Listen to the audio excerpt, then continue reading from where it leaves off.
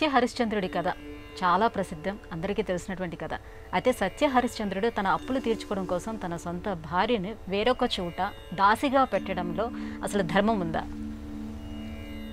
ఇది ఎలాంటిది అంటే, సత్య హరిశ్చంద్రుడు చేశాడు, మేము కూడా చేద్దామా అని ఆలోచించే వాళ్లకు కూడా కనివిప్పు కలిగేలాగా ఉన్న కథ.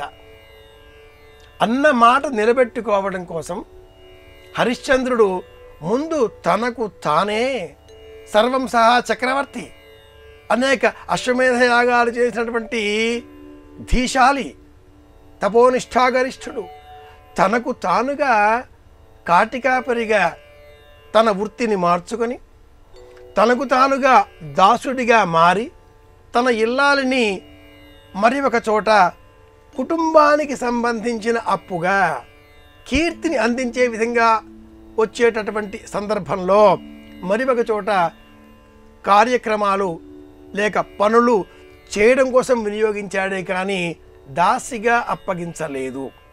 పనులు చేసే నిమిత్తమై ఆ ఇంట అప్పనంగా, ఆధారంగా లేక యాయంగా, న్యాయంగా ఉంచి ఆ వచ్చినటువంటి ధనాన్ని నక్షత్రకుడికి చెల్లించి కొంత అప్పు తీరింది అంటూ చెప్పాడు. చంద్రమతి కావచ్చు, లోహితాశ్యుడు కావచ్చు, హరిశ్చంద్రుడు కావచ్చు, అందరూ కూడా ఇడుముల పాలైన వారే. అందులో హరిశ్చంద్రుడు మరీ ముఖ్యంగా. వేదంలో సత్యహరిశ్చంద్రుడి కథ ఉంది, పురాణాలలో సత్యహరిశ్చంద్రుడి కథ ఉంది. పుట్టిన కుమారుడిని పుట్టిన వెంటనే నీకు అప్పగిస్తాను అంటూ వరుణుడికి చేసిన వాగ్దానం ఫలితంగా కుమారుడు లోహితాశ్రుడు జన్మించాడు. కుమారుడిని అప్పగించడానికి ఇష్టం లేనటువంటి ఆ హరిశ్చంద్రుడు ఉపనయనం చేయడం వాయిదా వేశాడు. విషయం తెలిసిన ఆ లోహితాశ్రుడు ఇంట్లోంచి వెళ్ళిపోయాడు.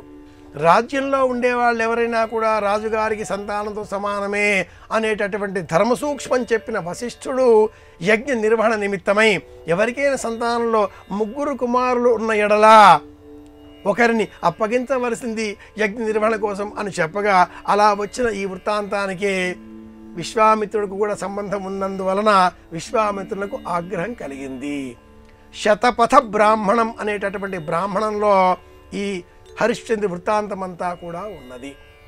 ఈ నేపథ్యంలో వశిష్ఠుడు విశ్వామిత్రుల వాగ్వివాదాలు, మాట ఆ మాట కోసం నిలబెట్టుకోవడం కోసం ధర్మకార్య నిర్వహణలో ధనాన్ని అప్పగించే బాధ్యతలో భర్తకు సహకరించేటటువంటి బాధ్యతతో చంద్రమతి ఇలా మరి ఒక ఇంట దాసిగా ఊడిగం చేసింది. ఇది గుర్తుపెట్టుకోవాలి.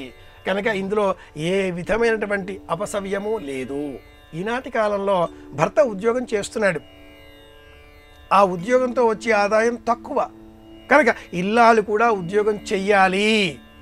ఇంటికి సంబంధించిన బాధ్యతను భార్యాభర్తలు సమానంగా స్వీకరించాలి.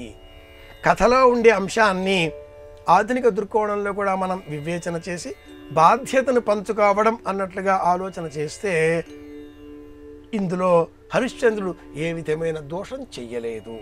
ఇద్దరూ బాధ్యతను పంచుకున్నారు, ఇద్దరూ వృత్తులు చేశారు అని చెప్పాలి.